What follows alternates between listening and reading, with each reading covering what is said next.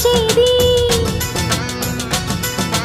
తన మదిలోని కలకలనన్ని అమ్మలకేగ తెలిపేది నెలతలే లేకుంటే దేవుడికి నెలవేది భక్తులే రాకుంటే గుడికి ఇక వెలుగేది దయతోటి కుంకుమ పూలు అక్షింతలు మనమంతా ఇవ్వాలి తన తాళి నిలపాలి తాళి కాచి ముత్తైదా ఎల్లమ్మ ఎల్లమ్మ పోదామా